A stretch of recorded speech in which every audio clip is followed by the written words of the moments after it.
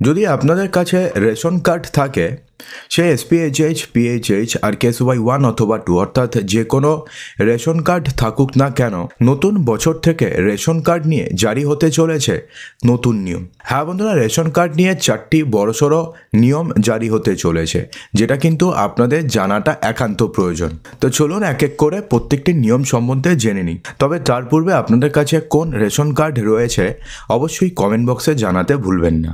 তো আপনারা সবাই জানেন যে রেশন কার্ড স্কিম হচ্ছে একটি গুরুত্বপূর্ণ সরকারি উদ্যোগ, যার লক্ষ্য হচ্ছে দরিদ্র এবং অভাবী পরিবারগুলোতে যাতে প্রয়োজনীয় খাদ্য সামগ্রী সরবরাহ করা যায় সেই ব্যবস্থা করা। এই প্রকল্পের অধীনে সরকার সম্প্রতি নতুন কিছু নিয়ম জারি করেছে, যার কারণ হচ্ছে রেশন ব্যবস্থাকে আরও বেশি কার্যকর করা এবং আরও বেশি স্বচ্ছ করা। তো যে নিয়মগুলোর মধ্যে পরিবর্তন হয়েছে বা নতুন নিয়ম জারি হয়েছে, তার মধ্যে প্রথমটি হচ্ছে যোগ্যতার মাপকাঠিতে এবার পরিবর্তন হচ্ছে। অর্থাৎ এখন বেশ কিছু লোক রেশন কার্ডের জন্য অযোগ্য হয়ে পড়ছে। অর্থাৎ বেশ কিছু লোক যারা আগে রেশন কার্ড পেয়েছে এবং রেশনের সামগ্রীও পেয়েছে, তারা কিন্তু এবার নতুন বছর থেকে অযোগ্য হয়ে পড়েছে।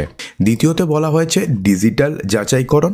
তৃতীয়তে বলা হয়েছে মাসিক রেশন বিতরণ। আগের মাসের অবশিষ্ট রেশন আগামী মাসে পাওয়া যাবে না, এই সম্বন্ধেও একটা বড়সড় আপডেট বেরিয়েছে।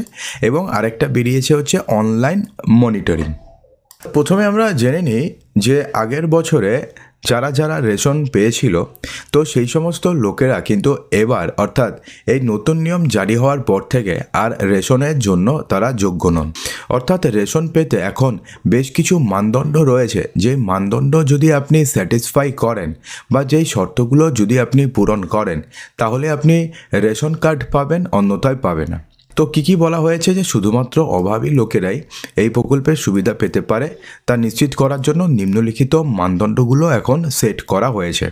যেমন কী বলা হয়েছে যে প্রথমে যদি আপনি শহরে থাকেন এবং গ্রামাঞ্চলে থাকেন, যদি আপনি শহরে থাকেন এবং আপনার বার্ষিক আয় যদি 3 লক্ষ টাকার বেশি হয়, এবং আপনি যদি গ্রামাঞ্চলে থাকেন এবং আপনার বার্ষিক আয় যদি 2 লক্ষ টাকার বেশি হয়, তাহলে আপনি রেশন পাওয়ার যোগ্য নন। যদি আপনার 100 বর্গমিটারের বেশি জমি থাকে শহরে এবং গ্রামেও যদি 100 বর্গমিটারের বেশি জমি থাকে, সেক্ষেত্রেও আপনি রেশন পাওয়ার জন্য যোগ্য নন। যদি আপনার 4 চাকার বা কোনো গাড়ি থাকে, তাহলেও আপনি শহরে এলাকায় থাকলে আপনি রেশন পাওয়ার যোগ্য নন। এবং গ্রামাঞ্চলে যদি আপনি থাকেন, যদি আপনাদের কাছে ট্র্যাক্টর থাকে অথবা যদি আপনার কাছে 4 চাকার গাড়ি থাকে, সেক্ষেত্রে আপনি কিন্তু সরকারের থেকে যে ফ্রিতে রেশনের সামগ্রীগুলো দেওয়া হয় সেগুলো পাওয়ার জন্য কিন্তু যোগ্য নন। শুধুমাত্র তাই নয়, যদি আপনাদের 2টো বা তার বেশি অস্ত্র লাইসেন্স আপনাদের কাছে থাকে, অর্থাৎ যদি 2টোর বেশি অস্ত্র কারোর কাছে থাকে, এছাড়া যদি আপনাদের বাড়িতে এয়ার কন্ডিশনার থাকে, সেক্ষেত্রে আপনারাও কিন্তু ফ্রিতে রেশন পাওয়ার যোগ্য নন। এছাড়া যদি আপনি আইটিআর ফাইল করে থাকেন, অর্থাৎ ইনকাম ট্যাক্স রিটার্ন যদি আপনি ফাইল করে থাকেন, সেক্ষেত্রে আপনিও ফ্রিতে রেশন পাওয়ার যোগ্য নন। বন্ধুরা, এরপরে যে নিয়মটি চালু হচ্ছে সেটা হচ্ছে নতুন খাদ্য নিয়ম জারি হতে চলেছে। হ্যাঁ বন্ধুরা, আগে রেশন কার্ডধারীরা প্রধানত বিনামূল্যে কী দেওয়া হতো? চাল দেওয়া হতো। কিন্তু এখন এই প্রকল্পে অন্যান্য অনেক প্রয়োজনীয় খাদ্য সামগ্রী অন্তর্ভুক্ত করা হয়েছে, যেগুলো যেমন কী রয়েছে? গম রয়েছে, ডাল রয়েছে, ছোলা রয়েছে, চিনি রয়েছে, লবণ রয়েছে, সরষের তেল রয়েছে, ময়দা রয়েছে, সয়াবিন, মশলা, এই ধরনের দ্রব্যগুলোকেও এবার রেশন সামগ্রীতে ইনক্লুড করা হয়েছে। এই পরিবর্তনের লক্ষ্য হচ্ছে পুষ্টির মাত্রা বৃদ্ধি করা এবং স্বাস্থ্যের উন্নতি করা হচ্ছে এই প্রকল্পের মূল উদ্দেশ্য। বন্ধুরা, রেশন কার্ডধারীদের এখন থেকে তাদের পরিচয় যাচাই করতে বায়োমেট্রিক প্রক্রিয়া সম্পূর্ণ করতে হবে। এর অধীনে তাদের রেশন কার্ডের সাথে তাদের আধার কার্ড এবং তাদের মোবাইল নম্বর লিঙ্ক করতে হবে। হ্যাঁ বন্ধুরা, আপনাদের মধ্যে যারা যারা আপনাদের আধার কার্ড এবং মোবাইল নম্বরের সাথে আপনাদের রেশন কার্ডের লিঙ্ক করেননি, সেক্ষেত্রে আপনারা যত তাড়াতাড়ি সম্ভব তত তাড়াতাড়ি করে নিন, অন্যথায় কিন্তু আপনাকে সমস্যার মধ্যে পড়তে হবে। বন্ধুরা, এবার কিন্তু যাতে আপনার সঠিক ব্যক্তি ব্যবহার করছেন রেশন কার্ডটি, তা নিশ্চিত করতেই এই পদক্ষেপ নেওয়া হয়েছে। তার কারণ ধরুন এমনটা তো হতে পারে যে আপনি ধরুন বাড়িতে নেই, তো আপনার বাড়ির লোকজন গিয়ে বলল যে আমাদের বাড়িতে 10 জন মেম্বার রয়েছে। নর্মালি রেশনের দোকানদার তো সবাইকেই চিনে থাকে, তো বললো যে 10 জন মেম্বার রয়েছে, তো 10 জন মেম্বারের রেশনের সামগ্রী আপনার একজনের হাতে দিয়ে দিল। কিন্তু এক্ষেত্রে বাকি 9 জন বাড়িতে আছে নাকি সে অন্য জায়গায় ঘুরতে গেছে এটা কিন্তু যাচাই করা পসিবল হয় না। কিন্তু কেউ যদি নিজের বায়োমেট্রিক নিজে দেয়, অর্থাৎ নিজে যদি আধার অথেন্টিকেশনের মাধ্যমে রেশন সামগ্রী তোলে, তাহলে তো এটার মোটামুটি নিশ্চিত যে সে বাড়িতেই রয়েছে, নাহলে সে আধার অথেন্টিকেশন করলো কি করে।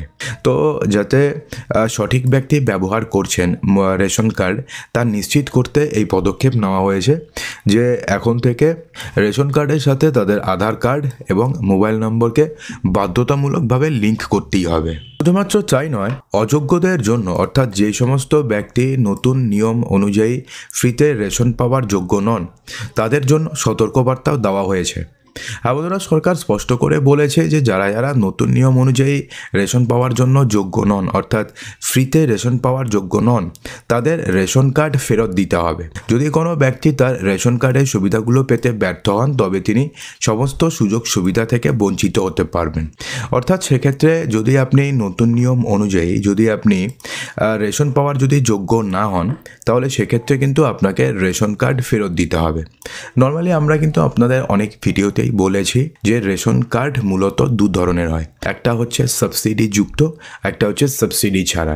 অর্থাৎ একটা রেশন কার্ড যেখানে আপনি কোনো সাবসিডি পাবেন না, কিন্তু সেই রেশন কার্ড আপনি as a address proof use করতে পারবেন। আর আরেকটা রেশন কার্ড হচ্ছে যেখানে আপনি সাবসিডি পাবেন। তো সাবসিডি যুক্ত রেশন কার্ডটাকে আপনাকে স্যারেন্ডার করতে হবে, তার পরিবর্তে আপনি সাবসিডি ছাড়া রেশন কার্ড পেয়ে যাবেন।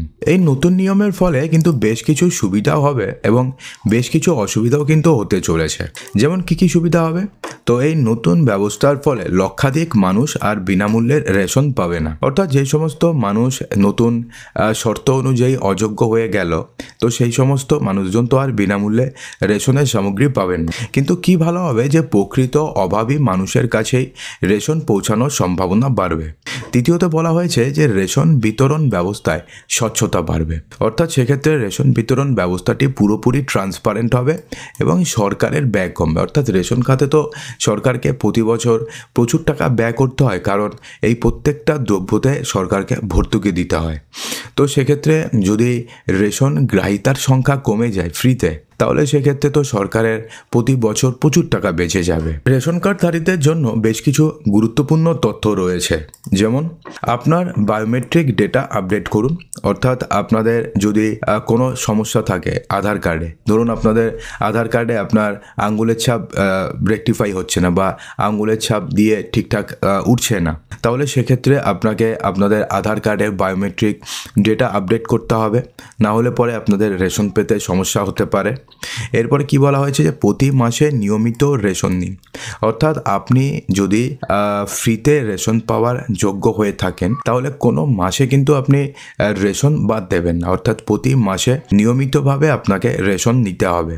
আপনি যদি নতুন নিয়ম অনুযায়ী অযোগ্য হন, অর্থাৎ নতুন যে নিয়মগুলো আপনাদেরকে বললাম যে শহরাঞ্চলে থাকলে পরে 3 লক্ষ টাকা যদি বার্ষিক আয় হয়, গ্রামাঞ্চলে থাকলে যদি 2 লক্ষ টাকা বার্ষিক আয় হয়, বা গাড়ি নিয়ে বা এয়ার কন্ডিশনার নিয়ে, তো সেই অনুসারে আপনি যদি অযোগ্য হন তাহলে আপনার কার্ডটিকে আপনাকে সমর্পণ করতে হবে, অর্থাৎ স্যারেন্ডার করতে হবে। তার পরিবর্তে আপনি নন সাবসিডাইজড রেশন কার্ড নিতে পারবেন এবং অবিলম্বে সংশ্লিষ্ট কর্তৃপক্ষকে কোনো অসঙ্গতি আপনি রিপোর্ট করতে পারবেন। অর্থাৎ সেক্ষেত্রে যদি এমনটা আপনাদের মনে হয় যে একটা নির্দিষ্ট ব্যক্তি রয়েছে বা একটা নির্দিষ্ট পরিবার রয়েছে যারা রেশন পাওয়ার যোগ্য নয়, বিশেষ করে ফ্রিতে রেশন পাওয়ার যোগ্য তো তারা নয়, কিন্তু তারা ফ্রিতে রেশন তুলছে বা রেশন তুলছে না অথচ রেশনের টাকাটি নিচ্ছে। অর্থাৎ রেশন বাবদ সে যতটুকুন চাল পেত, রেশন বাবদ সে যতটুকুন গম পেত, তো সেই অনুযায়ী একটা টাকা সে নিচ্ছে। যদি এমন কোনো অসঙ্গতি আপনাদের ধরা পড়ে তাহলে সেক্ষেত্রে কিন্তু আপনি রিপোর্ট করতে পারবেন বা কমপ্লেন করতে পারবেন।